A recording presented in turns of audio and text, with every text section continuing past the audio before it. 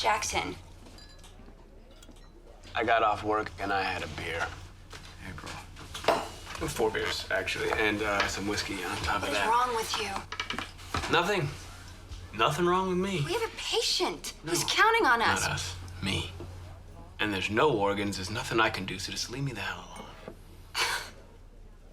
I mean, this isn't you. You don't get wasted in bars and bail on your I didn't bail on anyone! Let's face it, Grey's Anatomy has given us some of the most iconic moments in TV history. From unforgettable love stories to heartbreaking losses and groundbreaking surgeries, it's a roller coaster that keeps us coming back season after season. But even the best shows have their low points, and Grey's is no exception. Some episodes just don't hold up on a rewatch. Maybe the pacing feels off.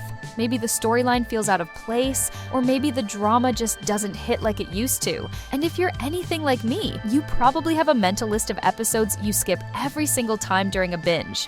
Welcome back to Cinema Clips, where we dive into the emotional highs and cringeworthy lows of Grey's Anatomy. Today we're breaking down 7 episodes that even the most loyal fans tend to skip on a rewatch, either because they're too frustrating, too slow, or just plain forgettable. So grab your snacks, hit that like button, and don't forget to subscribe, because we're going all in on the episodes that had us pressing next without hesitation. Let's get into it. Starting off at number 7, we have Where the Boys Are. You going camping?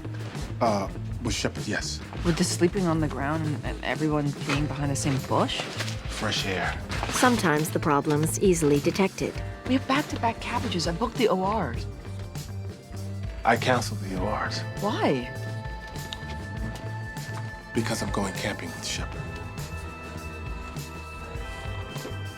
But why? This episode has no character development, except George's certainty that there is something wrong with Burke after glimpsing his tremor once again. We're doing some kind of crazy MacGyver surgery in the middle of the woods. I want what's best for my guy, okay?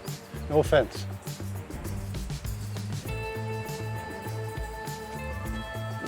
Don't worry, Dr. Brooks really good at doing this. You are, right? Right.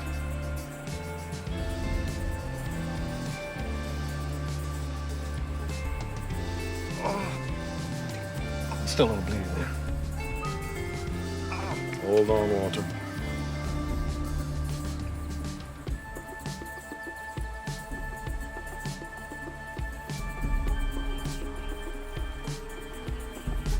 You got it?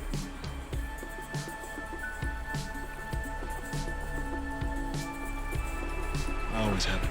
With most of the doctors on a fishing trip and no major medical cases at Seattle Grace, the only turning points involve George and Alex's fight that turns physical. Whatever it was, don't take it back. I don't even know why they're fighting. Arms up, O'Malley. Don't drop your arms. Hey, no wrestling. No wrestling. Come on. This is stupid. George is defending his honor. Karev said that Sloan's been sleeping with Torres. What?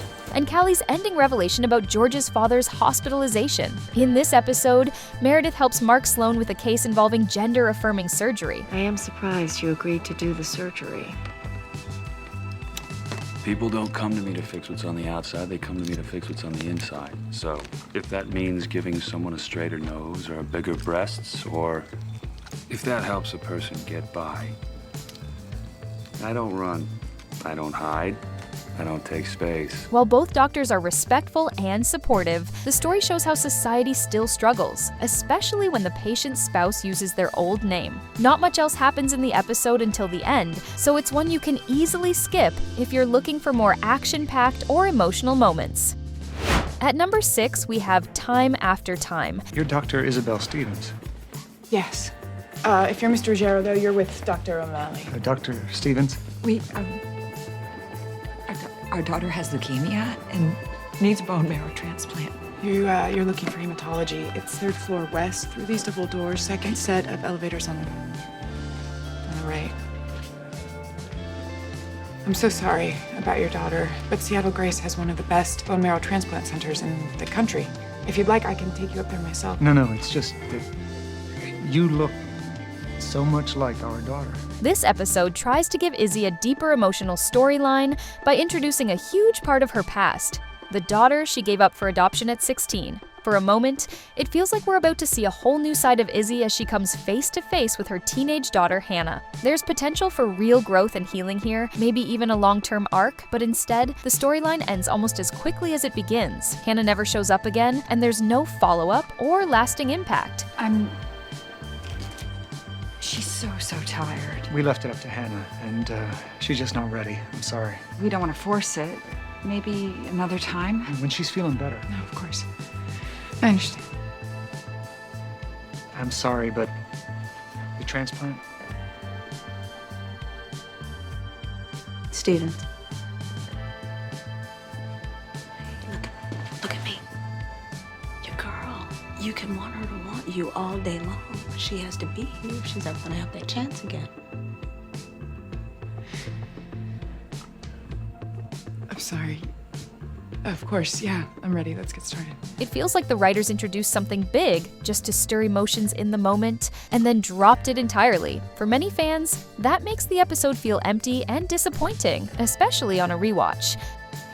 And at number 5, we have The Time Warp. These days, we know that age transmission requires exchanges of bodily fluids. But back then, we had no idea.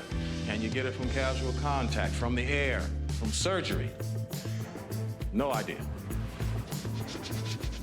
Poor guy, living a lie for so long. Yeah, shame. We're living a lie, too. What? We shouldn't be doing what we're doing. We have to stop. No, we're not the lie. Our marriages are the lie. Grey's Anatomy Season 6, Episode 15, is all about a hospital lecture, which means most of the episode is made up of flashbacks. We see younger versions of Bailey, Richard, and Callie during their early days as doctors. It's interesting to learn more about their pasts, especially seeing Bailey before she became the strong, confident surgeon we know, and watching Richard's past with Ellis Grey. But while the flashbacks are fun to watch, the episode doesn't really add anything to the main storylines happening in Season 6, since nothing major changes or moves forward. It's one of those episodes you can easily skip during a rewatch. At number 4, we have If Then. But everything else in the world seems so completely random. What if one little thing I said or did could have made it all fall apart?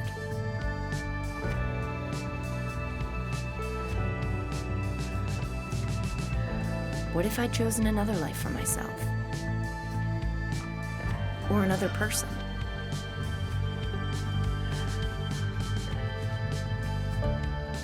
We might have never found each other.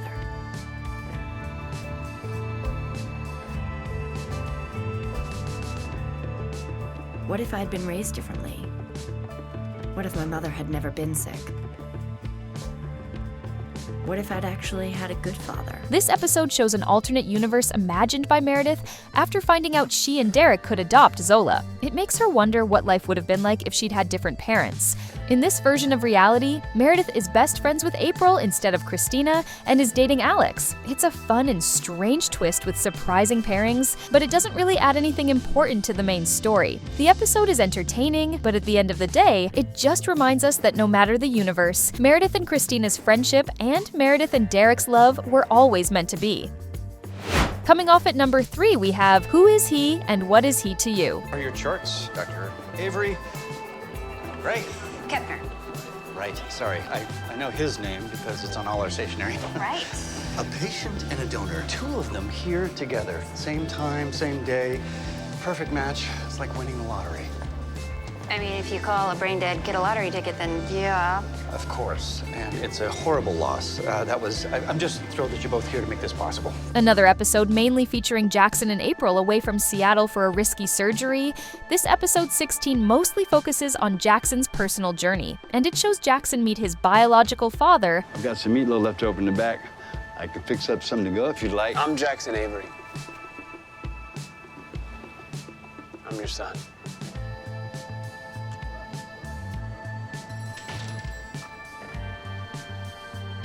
Oh my God.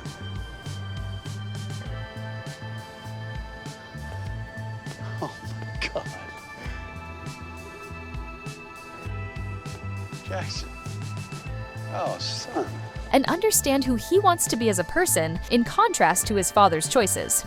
Grey's Anatomy Season 13, Episode 16 being set away from Seattle makes the episode entirely avoidable. Jackson deciding the kind of man he wants to be for his daughter is a nice turning point in his story, and it leads to his big decision to leave Seattle. But since the episode only focuses on that, it feels slower and very different from the rest of the season.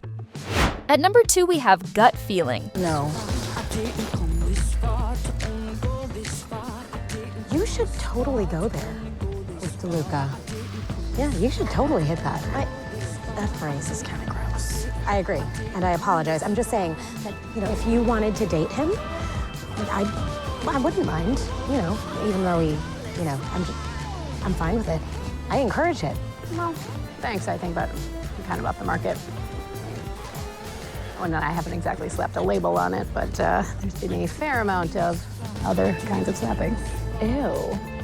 Yeah, no, I'm sorry. Grey's Anatomy Season 15, Episode 3 doesn't do much to move the main story forward. It mostly focuses on side characters, and while Maggie trying to set up her sisters is fun, it doesn't really add to Meredith or Amelia's stories. Alex stepping in as Chief and annoying Bailey is entertaining, but it doesn't really matter in the long run. Even the firing of a resident doesn't make the episode feel important, since Roy wasn't a major character. That's why it's an easy one to skip on a rewatch.